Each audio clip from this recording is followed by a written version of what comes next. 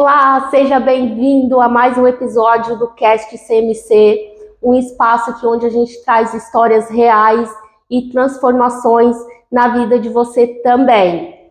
Mas antes de começarmos, eu quero te fazer algumas perguntas. Você realmente se conhece?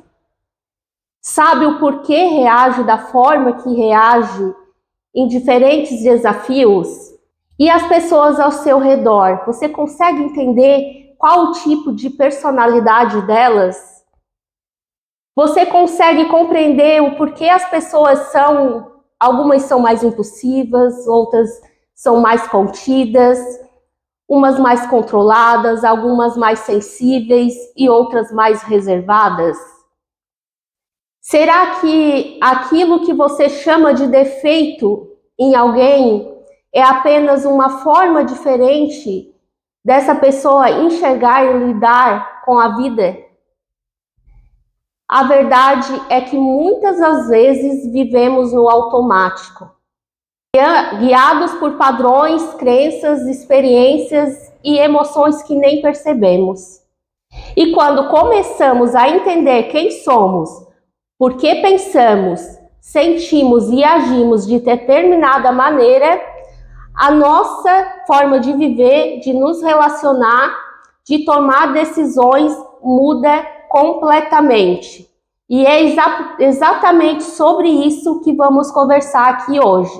Se você já gostou desse tema, já curte, já compartilha, já deixa aqui o seu comentário neste episódio. E hoje no quadro Café com Propósito, vamos falar sobre o tema Eneagrama, temperamentos e o poder do autoconhecimento para transformar as nossas vidas. A nossa convidada de hoje é a Gisélia Grassi. Ela é terapeuta integrativa, especialista em gestão emocional, é estudiosa do Eneagrama e dos temperamentos e também idealizadora da marca Fitavier. Uma apaixonada por ajudar as pessoas a se conhecerem profundamente, para viverem com mais consciência, equilíbrio e liberdade. Prepare já o seu café e abra sua mente e venha conosco nessa conversa transformadora. Vai ser uma conversa emocionante para quem deseja se transformar e se conhecer de verdade.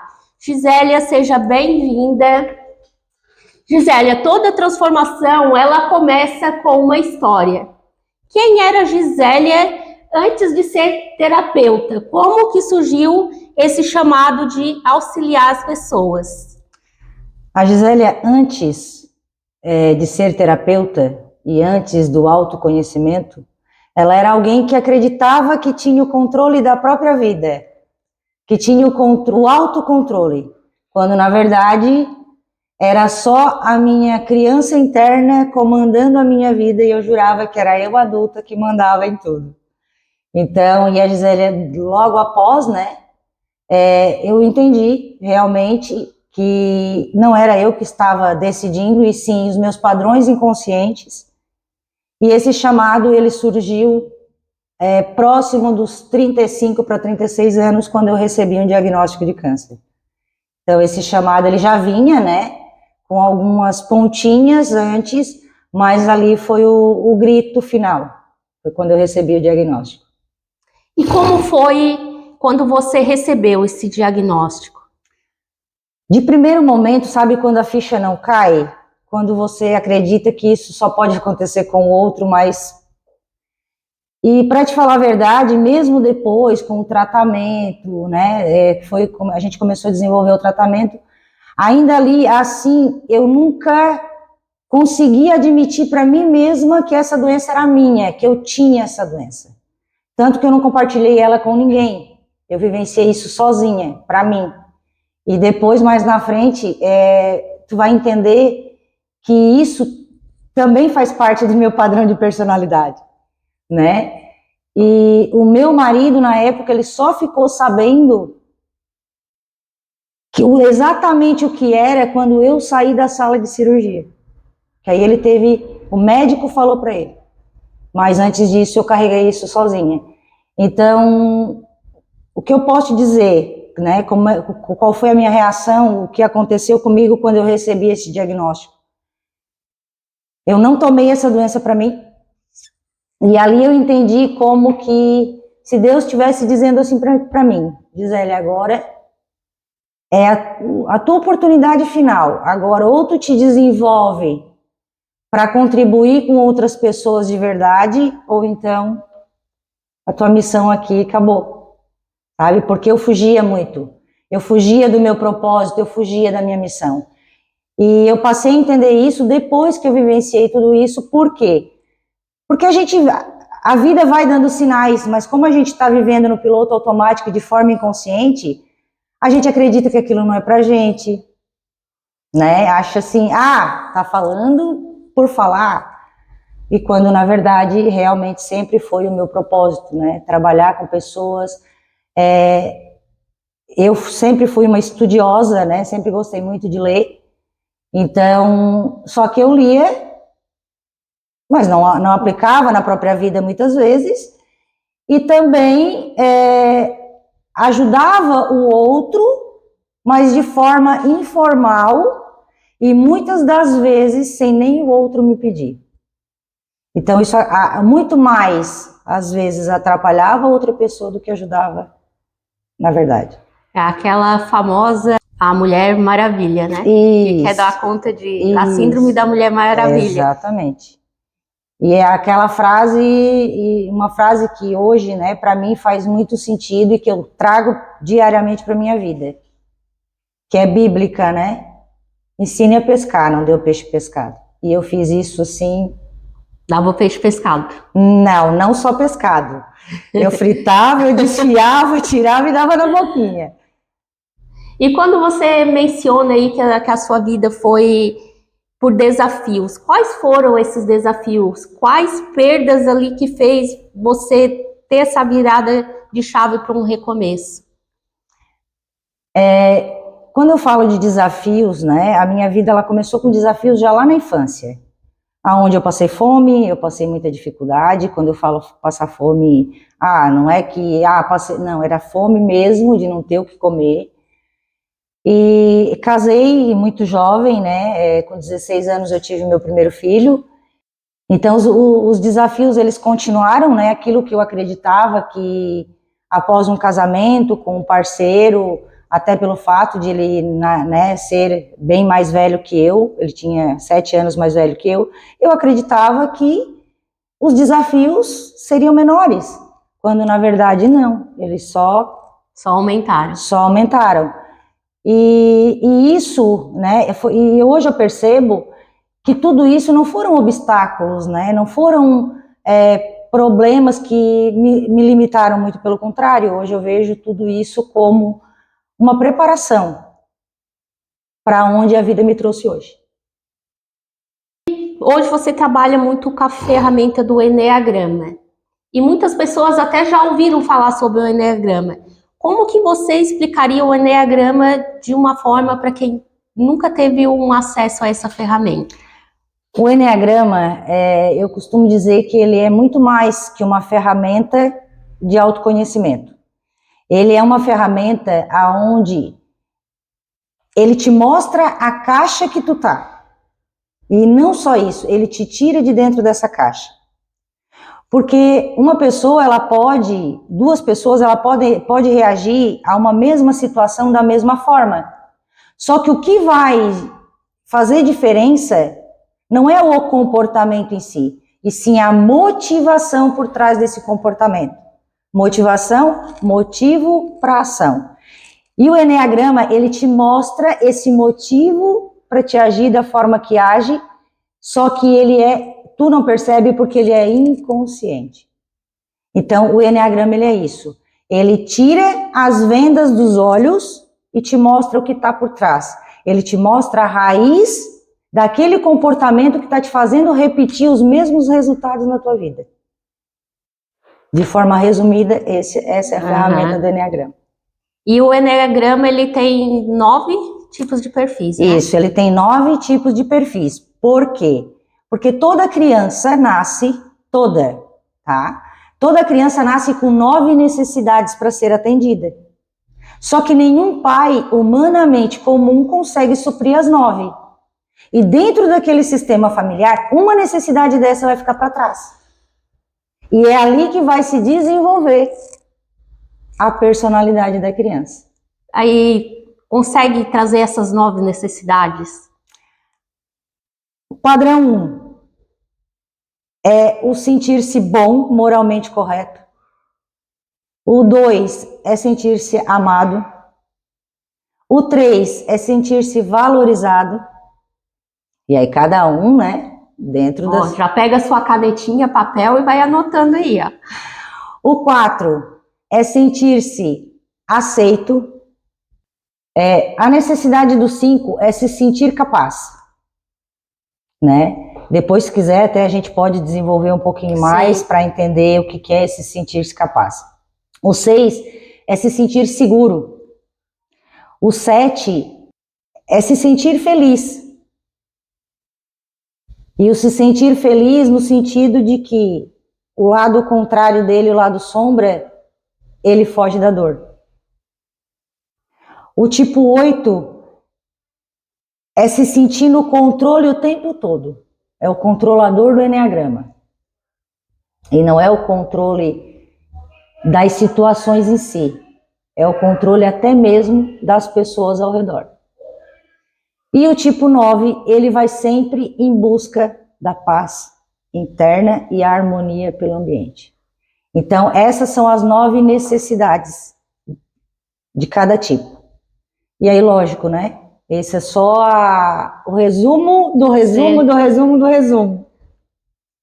Então, a partir dessa necessidade não atendida, normalmente lá na infância, dos 0 aos 7 anos, vai trazer esse tipo de personalidade. Cada um vai se desenvolver de acordo com o ambiente familiar. E aí, cada personalidade, ela tem uma história padrão de infância. Sim. Então, por isso que dentro do processo a gente consegue identificar a partir do ambiente familiar, a partir da história que o paciente te traz. A história que ele te conta. A partir dali tu já começa a pegar o que está por trás e aonde desenvolveu todo aqueles comportamentos, aqueles padrões que ele traz. E como cada tipo de personalidade ela reage? Um exemplo, um tipo 1, por exemplo. O tipo 1, como é que ele vai reagir? É aquela pessoa que ela quer ser moralmente correta o tempo todo, certo? Ele quer ser o certinho. Então, o tipo 1 é aquela pessoa que muitas das vezes ele tem algo para fazer, ele precisa fazer algo, mas para ele nunca está perfeito, então ele nunca começa. Tá sempre faltando algo. É um perfeccionista. Isso. O tipo 1 dentro de um ambiente de trabalho é aquele que vai querer tudo organizado, tudo, cada coisa no seu devido lugar, ele enxerga o erro de longe. Só que quando ele não consegue tudo isso dentro do ambiente de trabalho, ele lida com a raiva, ele precisa lidar muito com a raiva. Então ele vai sufocando essa raiva, por quê? Porque se ele externalizar ela lá no ambiente de trabalho, não é correto. Aonde é que ele vai explodir a panela de pressão? Em casa. Ou no corpo. Ou no corpo. Mas é muito mais comum ele explodir em casa com os familiares. Tá? É muito mais comum isso acontecer. Do que chegar ao ponto de estourar no corpo. O que é muito comum estourar no corpo do tipo 1? Coluna. Por causa da rigidez. Da rigidez. Então, é muito comum o tipo 1 ele trazer sérios problemas de coluna. Nervo ciático, né? A lombar, a parte do trapézio. Ombros. E o tipo 2, vamos falar um pouquinho de cada um? Tá? Pessoal, vão se identificando, vão colocando aí qual é o tipo que você está se identificando durante aqui a nossa conversa. O tipo 2, no ambiente de trabalho, é o prestativo, ele quer ajudar todo mundo, a função dele é essa, mas daqui a pouco ele já está fazendo aquela, sem ninguém pedir. É aquele que enxerga de longe tudo que tem para fazer. Só que o que acontece? Ele vai se sobrecarregando tanto, Porque ele faz isso, por quê? Porque ele busca ser amado, ele busca reconhecimento por ser útil. Só que quando esse reconhecimento não vem dentro de um ambiente de trabalho, a gente sabe que isso é muito comum acontecer. Quando não vem, aí ele começa a se ressentir. Começa a se sentir injustiçado. E aí ele vai falar, reagir ou não, dependendo do temperamento. Então, não é que o tipo 2 vai ser igual para todo mundo. Não, porque tem o temperamento por trás. Então, um tipo 2 fleumático é uma coisa, um tipo 2 colérico é outra. Eu, no meu caso, eu sou uma tipo 2 colérica. Então, eu era aquela que ia abraçando tudo. Quando eu me sentia injustiçada ou não reconhecida, eu dava com os dois pés. Porque o colérico, ele é isso, né? Só que até chegar nesse ponto, eu já tinha, né, ressentido, remoído muito. Porque o colérico, ele também remói, né, durante muito tempo e fica dialogando na cabeça, né? E o tipo 2, né, naquele ressentimento de querer se sentir útil e ao mesmo tempo reconhecido, né, por aquela utilidade, porque foi a forma que ele entendeu lá na infância, que para ser amado precisa ser útil. Então geralmente os tipo 2 são aqueles que carregam a família nas costas, sabe? Aquele que aconteceu... Tiveram muita responsabilidade já desde criança. Não digo responsabilidades no sentido de propriamente dito, sabe? Mas assumiram a responsabilidade. Assumiram a responsabilidade emocional da família. Sabe? Não no fazer as coisas, sim, não no limpar uma casa ou de ter que trabalhar fora, não nesse tipo de responsabilidade, de fazer serviços de adulto muito cedo. Isso é muito mais o tipo 1. Sim. O tipo 1 teve essa impressão, sabe? Que ele era muito cobrado, às vezes mesmo sem ser, mas na cabeça dele ele se sentia cobrado. Então, a diferença do tipo 1 para o tipo 2 é essa. Ele abraçou a família, mas no sentido emocional. Já o tipo 3 é o arquétipo do bem-sucedido dentro do Eneagrama, né? Então é aquele que busca ser valorizado pelo que ele faz, sabe? Pela imagem de sucesso que ele mostra, pelo que ele transparece. Então, assim, todo tipo 3 vai ser aquela pessoa que vai estar sempre em busca de trabalho. Geralmente é o workaholic, tá? O tipo 3 é aquele que só pensa em trabalho, porque... A chance de ter um burnout é muito maior no tipo 3. Exatamente. Assim como no tipo 4 é muito comum a depressão, o transtorno de bipolaridade. Então, tá muito ligado, sabe? Com os anos de trabalho que eu tenho, é muito comum enxergar a pessoa de um tipo 4 com transtorno de bipolaridade. Por quê? Porque o tipo 4, os sentimentos dele oscilam muito. Ao mesmo tempo que ele tá feliz, ele já tá lá no buraco. Voltando ali no tipo 3. Então, o tipo 3 é aquele adulto, hoje, que lá na infância teve uma mãe muito exigente. Foi o pai? Não, é a mãe. Então, tem tipos. Dentro dos 9, tem alguns que o que desencadeou foi a mãe, foi com a mãe, e outros foi com o pai. Aí, nessa hora, tem pai e mãe que às vezes pode se sentir culpado e se questionar. Tá, Gisele, mas eu como mãe, eu como pai, eu tenho como fazer diferente? Não tem.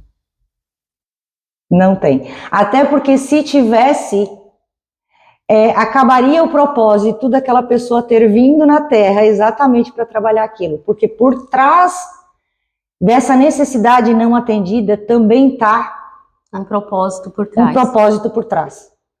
Né? Que é o que a gente veio para trabalhar aqui. Né? É o que a gente precisa desenvolver. O tipo 5. O tipo 5 é aquele adulto Sabe aquele adulto que quando ele entra no local ou numa festa, é aquela pessoa que ninguém percebe. Se ele entra e sai, ele entra mudo e sai calado. Se tu conversar com ele, ele conversa. Caso contrário... É o conhecido famoso tímido. Isso, que na verdade de timidez não tem nada, né?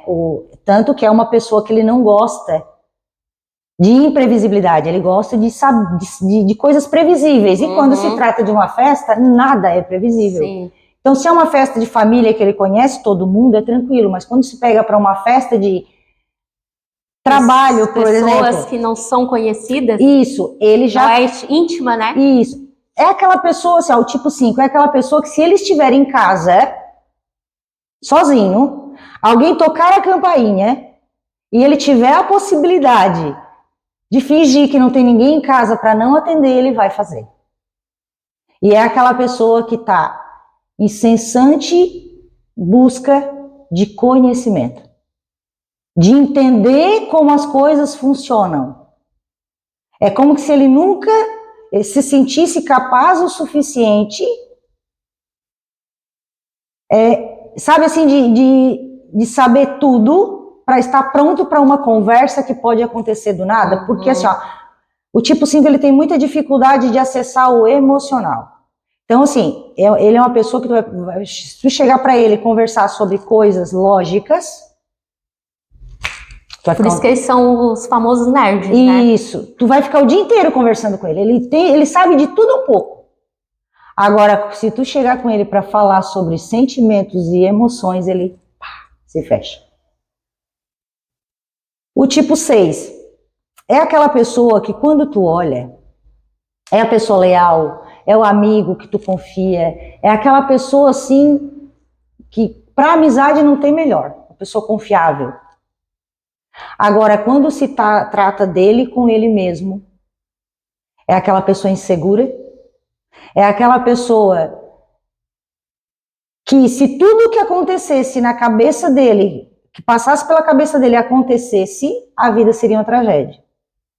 Então, é uma pessoa que ela tem muita facilidade de pensamentos negativos. É aquela pessoa... Eu atendi um tipo 6, por exemplo, que ele é apicultor. E ele me contou que um dia ele simplesmente levantou da cama. A imagem dele, que onde ele tem as caixas de abelha dele, é um lugar bem afastado, onde não tem nada, ninguém perto. Ele disse que simplesmente veio na cabeça dele a imagem dele com a roupa no meio das caixas de abelha e as abelhas atacando ele. E que ele simplesmente caiu e morreu lá e ninguém ajudou ele. Ele visualizou tudo isso no mental dele. Ele paralisou num nível que ele não conseguiu trabalhar naquele dia. Eu atendi uma outra tipo 6, essa é uma mulher, que ela chegou lá totalmente travada, uma mulher que dirigia há mais de 20 anos, e ela travada, porque simplesmente veio na cabeça dela, ela se visualizou entrando no carro, ligando o carro, passando a marcha, o carro explodindo com ela dentro. É aquela pessoa que entra num transe facilmente. É. E normalmente no transe negativo ainda, né? Isso, no negativo. Então, é uma pessoa que ela tem muita facilidade, ela se desconecta da fé dela, do eu verdadeiro dela. Eu costumo dizer que o tipo 6, ele tem dois lados, né? Ele tem o anjinho e ele tem o diabinho. Nessa hora o anjinho some e fica só a sombra ali. O tipo 6 é muito comum. Ele dá crises de ansiedade fortíssimas. Aí na cabeça dele ele já está infartando, ele já está morrendo. Uma dor de estômago já é um câncer. E é uma pessoa que assim, ó, o tipo 6 é muito comum ser aquela pessoa que ela não percebe. Mas é muito comum o tipo 6 ele reclamar o dia todo de coisinhas pequenas. Sabe aquela pessoa reclamona de coisinhas pequenas? Sim. E ele não percebe. Então, hoje, né? Qual era a falta do tipo 6? Qual era? O sentir-se seguro. Sentir-se seguro. E o porquê? Porque lá na infância ele teve um pai, aonde ao mesmo tempo que ele se sentia protegido quando esse pai estava presente, mas é como que quando se trata da imagem paterna, ele está sempre pisando em ovos. Eu nunca sei como ele vai reagir. Uhum. Então ele traz, né, essa insegurança. E o tipo 6, ele traz essa insegurança não só nele, né? Porque no mesmo nível que ele não confia em si próprio, ele também não confia nos outros. Confia nos outros. Então é aquela pessoa que, quando se trata de um chefe, até ele confiar 100% naquela pessoa, ele vai testando. Uhum. Já o tipo 7 é aquela pessoa que, vamos falar o português aqui, sabe aquela pessoa que conta que para qualquer outra pessoa seria uma tragédia, ela Sim. conta rindo? Sim, já conheci pessoas assim. Sabe, é o famoso colocar chantilly na merda. Então, geralmente o tipo 7, a infância... É rir da própria desgraça. Isso, ele conta rindo. E por quê? Porque lá na infância, isso pode, né, acontecer na realidade, né, de essa mãe ter, no meu caso, eu tenho a minha filha de 10 anos, ela desenvolveu uma personalidade 7. Por quê? Porque quando ela tinha 3 meses e meio, eu entrei para a sala de cirurgia, então eu fiquei 10 dias afastada dela, e naquela hora ali ela sentiu essa dor da privação. Então, eu era feliz e eu fui privada dessa felicidade. Então, ela cresce uma criança que é aquela criança que ela não consegue... Ela começa e não termina. Ela começa a brincar de boneca, 10 minutos eu não quero mais, 5 minutos eu não quero mais, eu já estou entediada. Então, é aquela criança que... É sempre uma novidade. É tudo ao mesmo tempo. É aquela criança que se entedia fácil. Uhum. E é muito normal, né, quando essa criança está lá nos seus 8, 9 anos, ai mãe, tu não tem nada para fazer, tu é entediada. Né? Lógico, isso não quer dizer que toda criança que fale isso, ela é um tipo 7. Uhum. Mas é bem comum isso do tipo 7. Então é aquela criança que, se tem uma festa junina da escola, mas tem a mesmo dia da festa junina, é a festa do aniversário do amiguinho, ela quer ir nos dois. Quer ir em tudo. Ela não quer perder nada. Uhum. E ela é aquela tipo que entra empolgada? Entra empolgada, toda animada, toda. Que quem vê assim, meu Deus, vai fazer pós, vai fazer mestrado, graduação. Só que na verdade é o famoso cavalo do Paraguai, que só tem arrancada, sabe? E já o tipo 8 é aquela, para mim, né, é um dos padrões de personalidade que é onde tiveram um ambiente familiar mais hostil, é um dos padrões assim que mais tiveram dificuldade na infância. Digo que é uma infância sofrida, não existe um tipo 8 com uma infância saudável, Uhum. tá? Então, geralmente é aquela criança onde teve um ambiente familiar abusivo, seja ele psicológico, emocional, físico, tá? Foi abusivo. E é onde aquela criança entendeu lá na infância que se quem era para me proteger me machuca, a minha melhor defesa é o ataque. Então, sabe aqueles vídeos que tu vê de criança agredindo professores? Bem provável que em casa ele tenha um ambiente de padrão tipo 8. Então ele não faz aquilo ali porque ele é mal educado, ele não faz aquilo ali porque ele quer, não, ele faz aquilo ali porque dentro do ambiente familiar dele foi a forma que ele aprendeu. Isso. É o correto? Lógico que não. Mas quando tu entende que a dor dele é essa, tu começa a olhar ele com outros olhos, tu começa a olhar com compaixão e não mais com julgamentos. Né? Então, eu já conheci casos de criança que a própria madrasta, né, a criança tinha cicatrizes no corpo. Outras que foram abusadas sexualmente, outras que realmente eram espancadas. Né? Outras, sabe assim, a criança crescer com o pai te xingando o tempo todo. O tempo todo. Ah, mas Gisele, mas eu tive, meu pai ou minha mãe era assim, me chamava de tudo, mas eu não... Porque o temperamento era outro. Não só o temperamento, mas a interpretação de cada criança é diferente. É aquela história. Duas pessoas, elas tanto podem, né, numa mesma situação, elas podem reagir iguais, com motivações diferentes, mas elas também podem agir diferente, devido da interpretação que cada uma tem. Então, por isso que nós não somos seres raros, nós somos únicos, né? Não é que nós somos raros, não, nós somos únicos. Por isso que cada um é único. E por isso que dentro do meu trabalho eu costumo dizer que não existe uma receita pronta que eu vou aplicar para todo mundo igual. Não, é personalizada, de acordo com a dor da pessoa, é a forma que eu vou encaminhar. E vamos agora então finalizar com o tipo 9. O tipo 9 é aquele adulto que ele faz de tudo para manter a harmonia, para manter a paz, para manter a tranquilidade.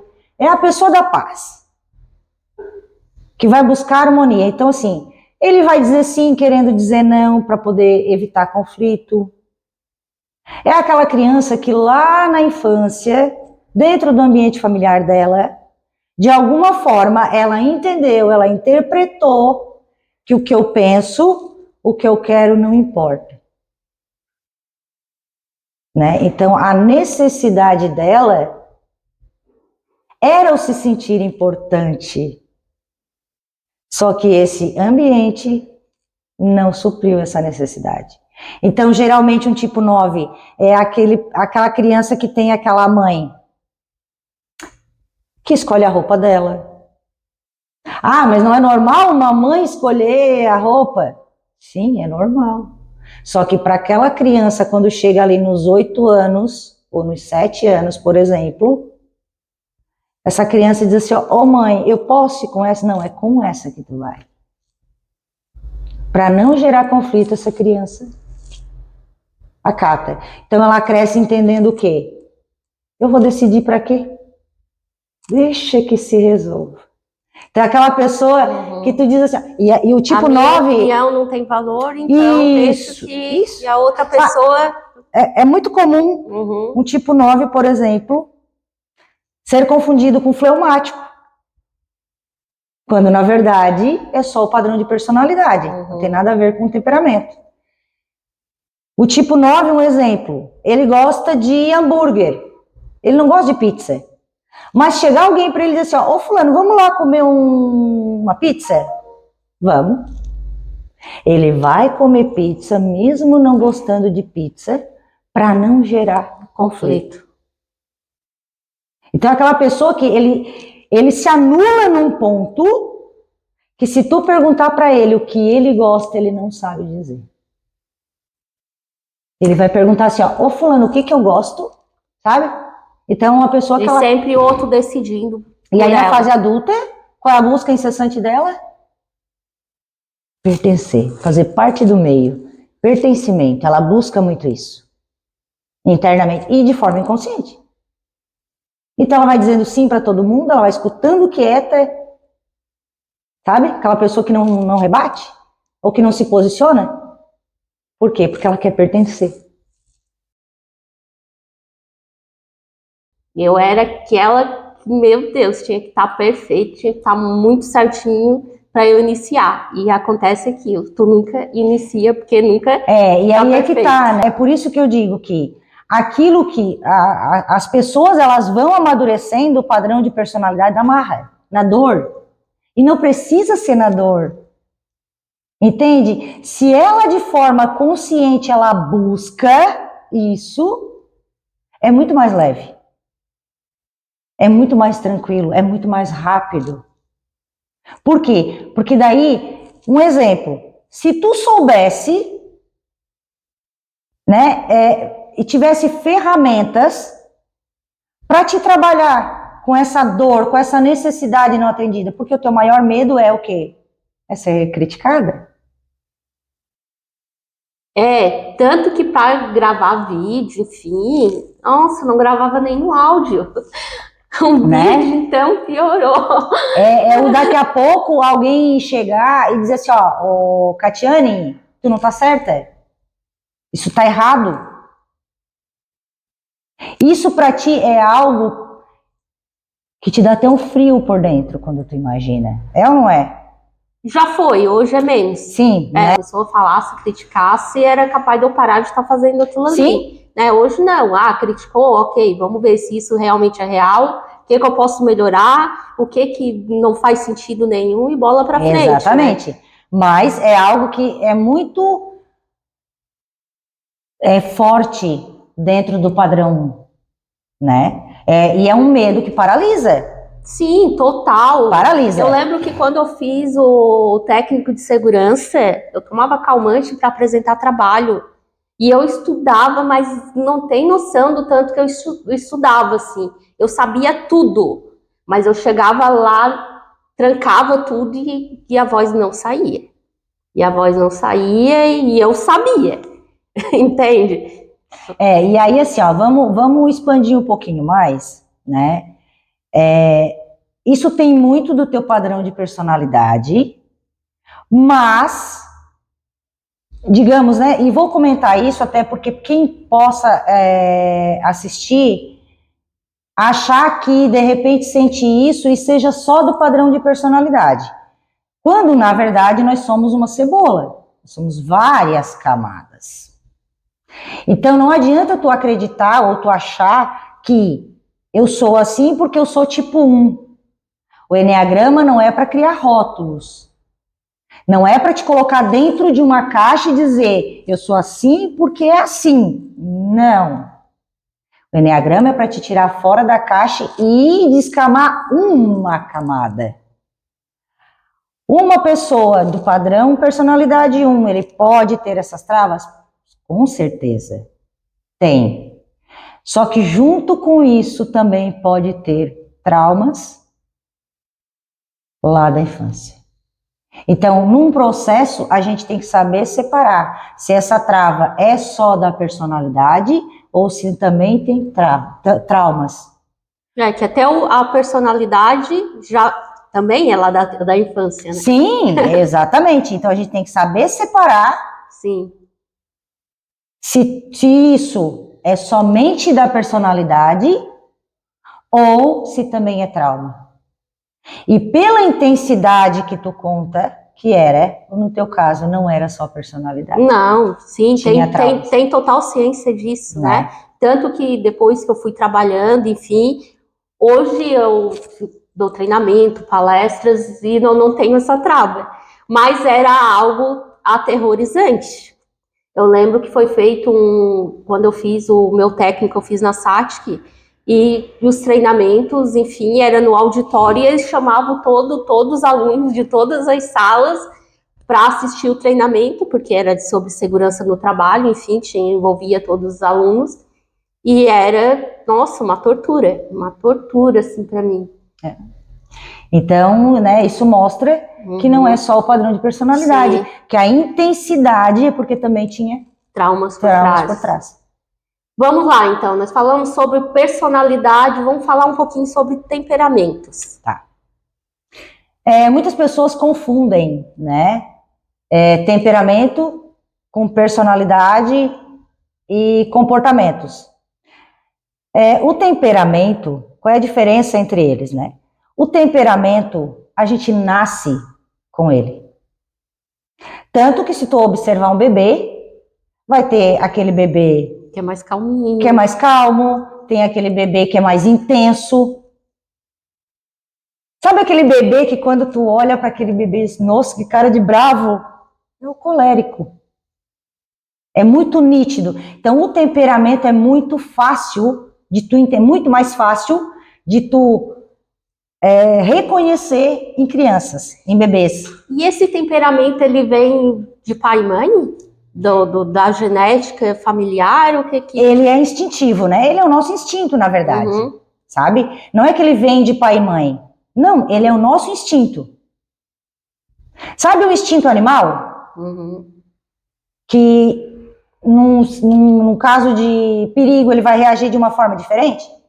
Pois é. Num caso de morte, o fleumático, todos eles vão agir de forma diferente. Cada temperamento vem com um sentido mais aguçado. Isso. Então, assim, o temperamento, ele é o nosso instinto natural. Então, não depende de genética, tá? É natural, cada um. Uhum. Tanto que pode ser que aconteça de uma mãe colérica ter um filho sanguíneo, por exemplo. Não existe regras, sabe? Não existe lei. Porque, tem um pai e uma mãe colérica e um pai fleumático, a probabilidade de vir uma criança... Não existe isso. Uhum. Tá? Não existe. Então, o temperamento é isso. Ele é o nosso instinto. É aquilo que me faz reagir de forma... E a personalidade é aquilo que... os meus mecanismos de defesa, máscaras que eu vou criando ao longo dos 0 aos 7 anos e depois reforçado dos 7 aos 14, para cada um com a sua motivação. Um para se sentir, né, moralmente correto, tudo aquilo que nós já falamos. Então, um exemplo, eu como tipo 2, para poder me sentir amada, porque era a minha necessidade, eu precisava me sentir amada, dentro do meu ambiente familiar, eu entendi que se eu fosse prestativa, se eu prestasse serviço, se eu fosse útil, eu era amada. Então eu coloco essa máscara de prestativa, de ajudante, para poder ser amada. Tá ficando claro? Sim, total. E o comportamento nada mais é do que aquilo que se manifesta, né? É a consequência, né? É a manifestação. E como que eu consigo diferenciar, né? É a dúvida de muitas pessoas e a confusão também. Quando se trata de ambiente de trabalho, o que vai prevalecer é a tua personalidade, o teu temperamento em casa, com as pessoas próximas. Tu jamais o teu temperamento vai se sobressair dentro do ambiente de trabalho. Então a tua personalidade vai falar mais alto. No meu caso, eu como uma tipo 2, colérica, quando eu chegava a falar, eu já estava ali, a pressãozinha já estava... mas com os próximos, com os de casa, meu Deus, era bocuda, era o pavio curto. Uhum. Sabe o pavio curto? Ficou clara a diferença entre um e outro? Sim, total. Vamos lá, como que o conhecimento ele pode ajudar alguém ali que sofre com ansiedade, a procrastinação? Como que esse autoconhecimento ele auxilia? Hoje a ansiedade está, né, o Brasil aí é um país mais ansioso e os casos de depressão também estão cada vez aumentando mais, né? Então, assim, o autoconhecimento, ele ajuda de que maneira? Quando tu passa por um processo de autoconhecimento e que tu começa a te entender, é importante também a gente saber que um tipo 1, ele vai desenvolver uma ansiedade por um motivo, o tipo 2 por outro. Cada um tem a sua raiz ali. Exatamente. Então, o porquê que muitas pessoas, eu já fiz de tudo, eu tenho que ir para a medicação porque a minha ansiedade é demais. Né? E quando eu falo a minha ansiedade, uma outra dica que eu quero deixar aqui, jamais tome qualquer doença como sua. E quando eu digo eu sou também, né, traz ali uma identidade, né? Porque na verdade quando tu diz é minha, ponto, é tua. Ninguém tira, é teu. O eu sou, tá concluído. Eu sou assim, não tem como mudar, né? É a síndrome de Gabriela, né? Eu sou assim, eu nasci assim, vou morrer assim, né? E quando eu digo eu sou, é algo concluído, né? Deus é fato. Então fala um pouquinho aí de cada um para nós. Esse aqui foi o nosso bebezinho, né? Foi a nossa estreia das duas. Estreia. Pensa numa felicidade você receber o primeiro livro que você escreveu em mãos, né? É uma sensação incrível, assim. Inclusive, a gente tem um curso para quem tiver interesse de estar escrevendo o próprio livro. É um curso muito fácil de se fazer, que a nossa crença, né, era o quê? Escrever é muito difícil. É caro. É caro, né? É um investimento muito alto, enfim. E quando a gente realmente tem um foco, a gente vai em busca e a gente vê que não é assim. A gente escreve o livro de uma forma muito facilitada, publica ele de uma forma totalmente gratuita e a gente ensina isso para você no nosso curso. Então, para quem tiver interesse aí de também realizar um sonho de escrever o próprio livro, hoje a Gisélia tem 3, eu já escrevi o meu 5º livro. Enfim, depois que você escreve o primeiro, você não vai ficar só com um. Só vai. Só deixar aí embaixo aí, quero o curso, a gente entra em contato com você e conversa certinho como é que vocês fazem.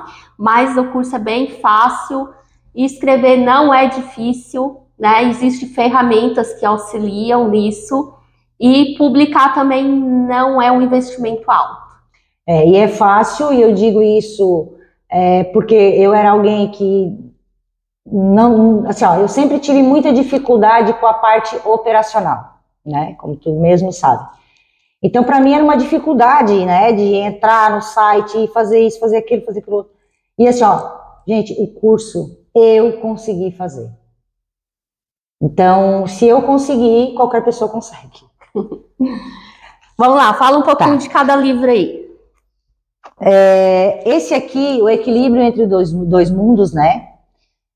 É o livro que eu escrevi para mulheres, né? Que elas vivem, quais são os dois mundos, né? O profissional e o familiar.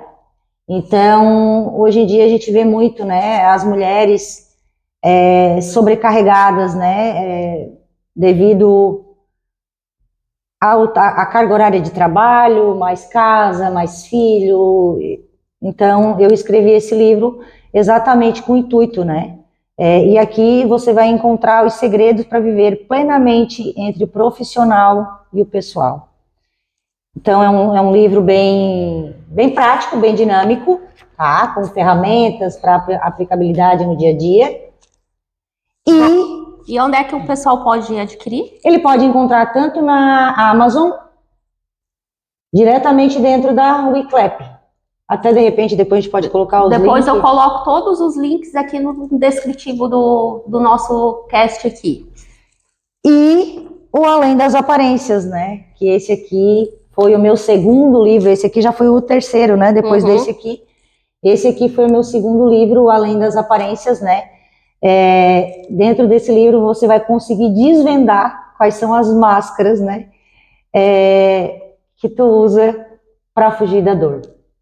Então, cada um tem a sua dor. E aqui dentro eu falo... É baseado nas ferramentas do Enneagrama e temperamento, tá? E com esse livro você pode descobrir qual é o seu padrão de personalidade e qual o seu temperamento.